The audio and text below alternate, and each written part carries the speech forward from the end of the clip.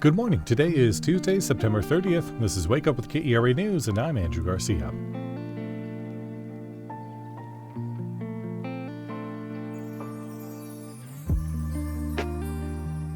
Warm and rain-free weather looks to be in store for today and tomorrow to start October as well. Highs will be in the low 90s. Bird collisions kill thousands of birds in Dallas each year, and some buildings are worse than others. How conservationists hope city leaders will rethink building design. That's after the news. Irving's new budget goes into effect tomorrow. The tax rate won't change, but the cost of some utilities will increase. KERA's Andy Lusk reports. The Irving City Council approved a roughly $320 million operating budget for the next fiscal year. It goes into effect this week.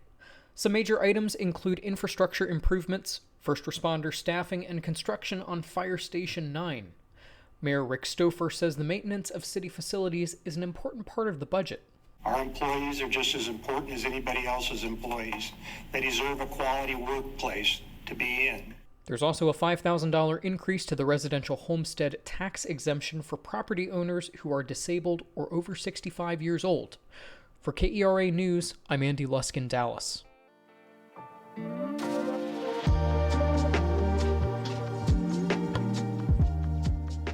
The organizer of a national night out event in Farmers Branch has accused the mayor of political interference after he encouraged sponsors to drop out. Loretta Almanza said Mayor Terry Lynn contacted sponsors after a flyer for the event listed a city council candidate as a special guest. Lynn said Almanza's flyer amounted to a political endorsement. She's responsible for how it's promoted and what they're promoting. And unfortunately, she doesn't want to take responsibility for that and admit that she did the wrong thing. Almanza said she never intended the event to become political. She says sponsors returned after she changed the flyer to remove mentions of guests and companies.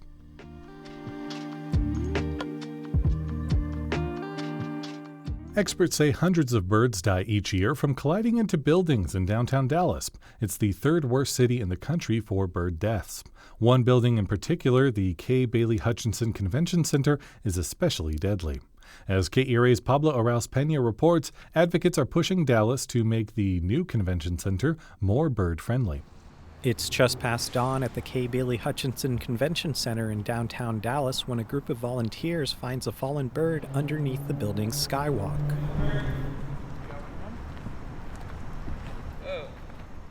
They try to identify the lifeless orange and green bird. I think so, yeah. Is it female? Actually, maybe an Oriole. No, I think you're right. Yeah. These volunteers are with a coalition of environmental groups that regularly track bird deaths. Mei-Ling Liu is with the Texas Conservation Alliance. She says this part of the convention center, with its high reflective windows, is especially problematic. The volunteers will kind of check, depends on the window height, we'll check on the ground and see if we find any collisions. Millions of bird species fly through Texas each fall and spring on their migration from north to south and back. Each season, Liu and the other volunteers spend their mornings downtown collecting dead or stunned birds that have collided into buildings. In the fall, you'll start seeing warblers coming, and then sparrows. And in kind of towards the end of the season, in November, we see a lot of American woodcocks. Liu says since they began monitoring collisions 5 years ago, they've collected thousands of fallen birds. Nathan May is a volunteer with the Trinity River Audubon Center. In the last 50 years, bird populations in North America have declined by 3 billion. Billion with a B. And this 3 billion, that's a big percentage of the birds. He says it's important to keep track of bird populations because of their crucial role in the environment. Where birds thrive, people prosper. Now this group of advocates hopes the city of Dallas will sign on to making the next design of the convention center more friendly to birds. Caitlin Parkins is with the American Bird Conservancy.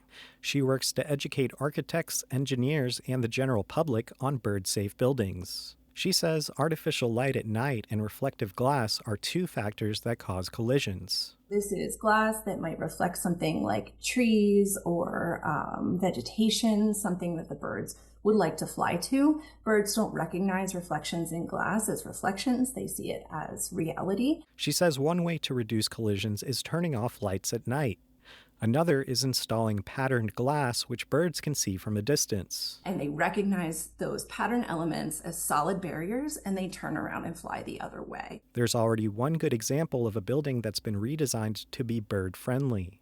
That's the Javits Center in New York City. Before it was renovated in 2012, it was killing thousands of birds each year. Mei-Ling Liu with the Texas Conservation Alliance says after the center installed bird-safe glass, the reduction for bird casualty dropped 90 to 95%. She and other conservationists hope Kay Bailey Hutchinson will follow suit. Dallas Assistant City Manager Robin Bentley said in a written memo in early September that the convention center's design team is considering the data collected by volunteers and will incorporate it into the new design.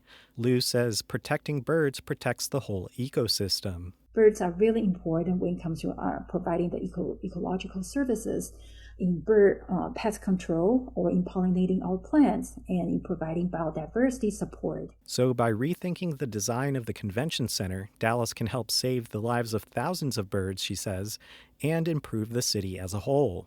For KERA News, I'm Pablo Arauz Peña.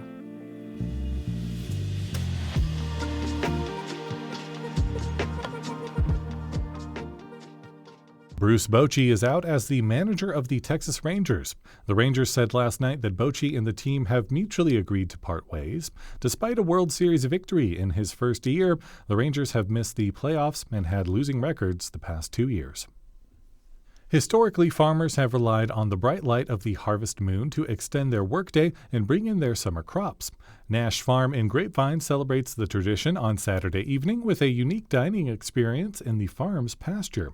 Bask in the glow of the moon while you enjoy a 3-course meal and a selection of wines. To see details and more arts events, head to the Go See DFW calendar at keranews.org/calendar.